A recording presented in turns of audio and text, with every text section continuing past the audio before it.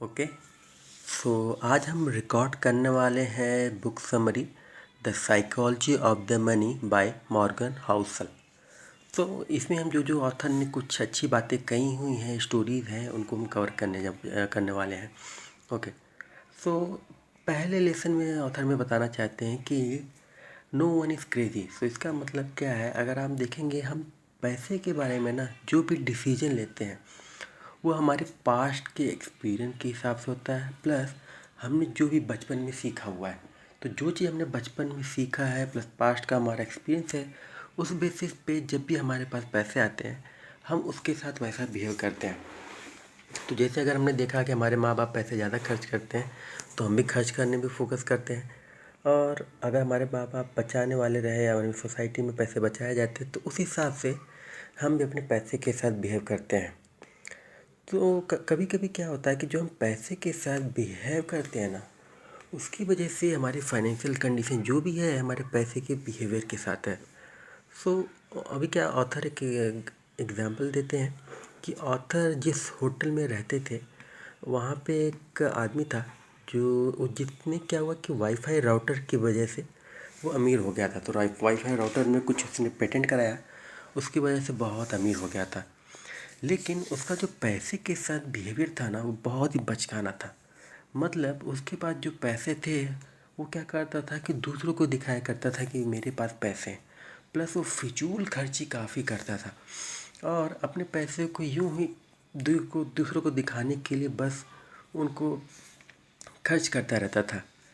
तो हम कह सकते हैं कि कुछ टाइम बाद क्या हुआ, तो कुछ टाइम बाद उसकी इस बिहेवियर की वजह से क्या हुआ कि वो बैंकरप्ट हो गया। मतलब उसके पास सब कुछ था बट उसके बिहेवियर की वजह से सब चीज़ चला गया। उसने वह पैसे की वैल्यू नहीं की और धीरे धीरे उसके पास जो था वो भी चला गया। तो ये कहा जाता है कि पैसों के कान होते हैं। मतलब आप पैसों को जो बोलते हैं ना, पैसा उस हिसाब से आपके साथ बिहेव करता है।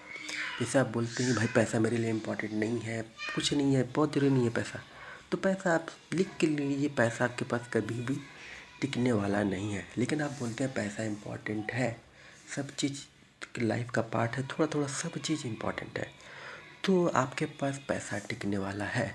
प्लस पैसे के साथ आप जो बिहेवियर करते हैं, अगर आप दूसरों को दिखाने के लिए खर्च करते रहें तो आपके पास जो पैसा है वो ज़्यादा टिकने वाला नहीं है। तो दूसरा लेसन जो हम स्टार्ट करने वाले हैं वो है नेवर इनफ। तो क्या होता है कि हमारे पास कितना भी आ जाए हमें हमेशा कम लगता है। तो अगर आप दुनिया के रिचर पर्सन भी हैं तब भी आपको दूसरे कंपेरिजन में कम लगेगा। अगर आप 1 लाख भी कमाते हैं तो अगर आप देखेंगे किसी को कि 2 लाख कमा रहा है तो आपको लगेगा अरे यार मेरे पास कितना कम है। और हम क्या करते हैं ना, कभी कभी हमारे पास जो चीज़ है उसकी वैल्यू हम नहीं करते हैं, प्लस उसके बाद हम क्या करते हैं और पाने के चक्कर में हमारे पास जो है उससे भी हाथ धो बैठते हैं। तो इसमें ऑथर 2 लोग का एग्जांपल देते हैं, जिसमें एक थे रजत गुप्ता, एक थे मैडॉफ। तो दोनों लोग मिलेनियर थे, बहुत ज़्यादा पैसा था उनके पास, बट उनके पास ना उनकी फीलिंग थी कि उनके पास इनफ नहीं है, वो और पैसा बनाना चाहते थे। तो उसके लिए उन्होंने क्या किया, उन्होंने इलीगल काम किए। तो रजत गुप्ता ने क्या किया कि कुछ इन्फॉर्मेशन, कुछ गोपनीय जानकारी की वजह से बहुत ज़्यादा अपनी कंपनी के शेयर खरीद लिए, और जब वो उनकी कंपनी के शेयर बहुत ज़्यादा ऊपर गए तो उन्होंने उसको बेच के प्रॉफिट कमाए। बट सिंस ये इलीगल था तो जब पता चला तो उनकी सारी चीज़ें छीन ली गई, उनके पास जो था वो भी चला गया। तो ऑथर हमें कहना चाहते हैं कि हमारे पास बहुत सी चीज़ें हैं, कंपेरिजन करेंगे कुछ लोग हमारे से ज़्यादा कमाते होंगे, कुछ लोग कम कमाते होंगे, बट फिर भी अगर हम हमेशा कंपेरिजन करके दुखी रहेंगे तो हम कभी खुश नहीं रहने वाले हैं। तो लोगों को हमेशा ये लगता है कि दूसरों की थाली में ज़्यादा घी है। तो अगर आपकी यही मेंटेलिटी है, कंपेरिजन कर करके आप दुखी रहने वाले हैं, तो आप होल लाइफ टाइम ऐसे ही परेशान रहने वाले हैं। कंपाउंडिंग, कंपाउंडिंग को दुनिया का 8वां अजूबा कहा जाता है।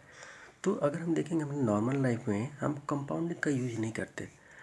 तो वॉरेन बफे की देखा जाए तो वॉरेन बफे की देखा जाए तो उन्होंने इन्वेस्टिंग 14 साल की उम्र से स्टार्ट कर दी और उनकी ज़्यादातर वेल्थ जो बनी है उनके 65 ईयर्स के बाद बनी है। तो इसमें देखा जाए तो वॉरेन बफे ने क्या किया कि उन्हें कंसिस्टेंटली टाइम के साथ साथ इन्वेस्ट किया और काफ़ी लंबे टाइम तक वेट किया अपने मनी को कंपाउंड होने में। और उसके बाद हम लोग जानते हैं क्या हिस्ट्री है। उनकी ज़्यादातर वेल्थ जो भी बनी है वो 65th बर्थडे के बाद बनी है। सो ये because of power of the compounding है। सो वॉरेन बफेट में है उनकी इन्वेस्टिंग स्किल है, बट उनका मेन सीक्रेट जो उनके मनी का है वो टाइम है कि कंपाउंडिंग के लिए आप जितने ज़्यादा से ज़्यादा टाइम उसको देंगे उस हिसाब से आपका वेल्थ कंपाउंड होगा और आप ज़्यादा से ज़्यादा वेल्दी बन सकते हैं। और दूसरी चीज़ जो ऑथर ने बताई है कि देखिए दो चीज़ है, एक है अमीर बनना और अमीर बने रहना। हमने बहुत से लोग को सुना होगा कि उसके पास पैसा तो बहुत है लेकिन उसको ना पैसा संभालना नहीं आता। मतलब बहुत से लोग हैं जो रिच बन तो जाते हैं बट वो काफ़ी लंबे टाइम तक रिच नहीं बन पाते हैं। जैसे ऑथर ने एक एग्जांपल दिया है कि एक ट्रेडर जैसी लिवर्मो थे। उन्होंने क्या किया, वो ट्रेडिंग में बहुत अच्छे थे और ट्रेडिंग से उन्हें काफ़ी पैसे बनाए और काफ़ी पैसे बनाने के बाद उनके पास ओवर कॉन्फिडेंट आ गया और उसकी वजह से उन्होंने क्या किया कि बहुत ज़्यादा रिस्क लिया। बहुत ज़्यादा रिस्क लेके बहुत बड़े बड़े शॉट किए और शेयर्स बाई किए। तो इसके बाद क्या हुआ, एट द एंड उनके पास जो था सब चला गया। तो ये देखा गया, अगर हम देखते हैं तो इसमें क्या हुआ, हम क्या करते हैं कभी कभी लाइफ में क्या करते हैं, इतना बड़ा रिस्क ले लेते हैं कि उससे क्या होता है कि हमारे पास जो होता है वो भी चला जाता है। तो हमें रिस्क लेने के पहले ये हमेशा ये सोचना चाहिए कि हम जो रिस्क ले रहे हैं उसका हमारे लाइफ पे क्या इफ़ेक्ट पड़ेगा और कहीं ऐसा तो नहीं इस रिस्क की वजह से मेरी फैमिली हम सब दिक्कत में आ जाए। तो जब भी रिस्क लेना, कैलकुलेटेड रिस्क लेना चाहिए हमें। ओके। और अगली चीज़ क्या है कि वेल्थ वो है जो हम नहीं देखते हैं। आजकल क्या होता है कि ज़्यादातर लोग कमाने पे लगे हुए हैं। हम सोचते हैं कि वो कितना ज़्यादा ज़्यादा हम कमाते हैं, बट पैसा वो नहीं जो हम कमाते हैं, पैसा वो है जो हम अपने पास रख पाते हैं। और बहुत से लोग क्या करते हैं कि दूसरों को इम्प्रेस करने के लिए उनके पास जो है वो खर्च करने में लगे रहते हैं और इससे क्या होता है कि पैसा उनके पास ज़्यादा टाइम तक टिक नहीं पाता है। और बहुत से लोग क्या होते हैं कि वो दिखने में वेल्दी लगते हैं और कुछ लोग ऐसे होते हैं कि दिखने में वेल्दी नहीं रहते हैं बट अंदर से बहुत ज़्यादा वेल्दी होते हैं। जो दिखने में वेल्दी होते हैं अगर आप उनको देखेंगे, बड़ी कार है, बड़े हाउस हैं, महंगे महंगे डायमंड्स हैं, बट एट द एंड क्या है, सब लोन पे है। और जो नॉर्मल पर्सन आपको दिखेंगे, नॉर्मल लाइफ जी रहे हैं, नॉर्मल की तरह हैं, उनके पास वेल्थ है। वेल्थ पर उनके पास अगर आप देखेंगे तो अच्छे हाउस है, कोई लोन नहीं है, बैंक बैलेंस अच्छा है, कोई दिक्कत परेशानी की बात नहीं है और उनका कॉस्ट ऑफ द लिविंग बहुत कम है। और कुछ लोग ऐसे हैं कि भाई उनके दिखने में तो रिच लगते हैं बट उनके कॉस्ट ऑफ लिविंग बहुत हाई होने की वजह से उनके पास जो भी पैसा है वो धीरे धीरे अपने पास से ख़त्म होने लगता है। ठीक है। तो हमें रिच बने रहने के लिए क्या करना पड़ेगा, हमें समय और पैसे की वैल्यू को समझना पड़ेगा। कोई भी चीज़ में व्यर्थ में बर्बाद नहीं करना पड़ेगा और अगर हम व्यर्थ में बर्बाद करेंगे तो कोई भी चीज़ हमारे पास ज़्यादा समय तक नहीं टिक पाएगी।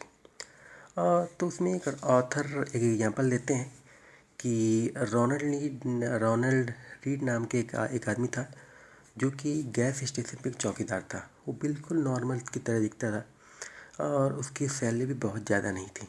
लेकिन जब वो 98 की एज पे 98 की एज पे जब डाइड हुआ, मतलब जब मृत्यु हुई उसकी, तो वो इंटरनेशनल न्यूज़ में आ गया। क्यों?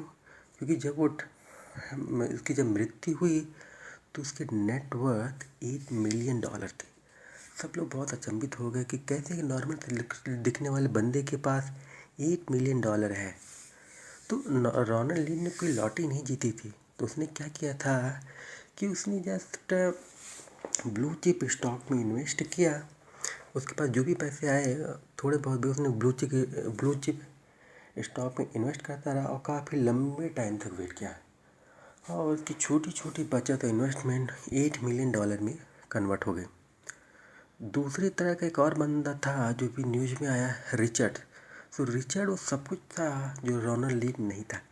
रिचर्ड के पास हार्वर्ड की डिग्री थी, फाइनेंस में अच्छा नॉलेज था, बहुत ज़्यादा कमाता था, लेकिन रोनाल्ड रीगन के कंपेरिजन में रिचर्ड के जो एक्सपेंसेस थे बहुत ज़्यादा थे। उसके पास बड़े बड़े घर थे, उसको घर को मेंटेन कराने के लिए उन्होंने बैंक से बहुत ज़्यादा लोन लिया और लोगों को दिखाने के लिए कार और बहुत सी चीज़ें ले ली। एट द एंड क्या हुआ कि एक ऐसा समय आया कि उसके पास कुछ भी नहीं बचा, जो भी था सब लोन में चला गया, और वो जब मृत्यु हुई तो उसके बाद कुछ भी नहीं बचा। सो इन दोनों में अगर हम देखेंगे ना, तो दोनों में देखा जाए तो इनकम में काफ़ी ज़्यादा डिफरेंस था, बट कम कमाने वाला बंदा भी अमीर हो गया। तो द मेन डिफरेंस इज हमारे पास क्या है कि हमारे कॉस्ट ऑफ द लिविंग, जो हमारे छोटे मोटे खर्चे हैं जीवन के, वो काफ़ी ज़्यादा इफेक्ट करते हैं। तो धीरे धीरे अगर हम उन पे ध्यान नहीं देंगे, अपनी इनकम के साथ साथ अपनी अपनी एक्सपेंस को बढ़ाते जाएंगे, तो कभी भी पैसा आपके पास टिकेगा नहीं, और आपके पास जो भी है वो धीरे धीरे ख़त्म